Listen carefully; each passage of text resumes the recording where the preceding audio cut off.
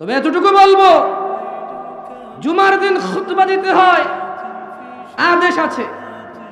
জুমার দিন জোহরের সময় জুমার সালাত 2 রাকাত হবে, আদেশ আছে, পদ্ধতি আছে। সালাত আদায় করতে হয় তাকবীরে তাহরিমা দিয়ে, তারপরে সানা পড়তে হয়, সূরা ফাতিহা পড়তে হয়, রুকু দিতে হয়, রুকু থেকে উঠতে হয়, সিজদায় যেতে হয়, 2 রাকাতে বসতে হয়, 2 এর অধিক রাকাতে 2 রাকাত পড়ে উঠতে হয়, 2 রাকাতে 2 রাকাত পড়ে শেষ করতে হয়। এই সকল পদ্ধতি, এই সকল আদেশ হাদিসের মধ্যে আছে।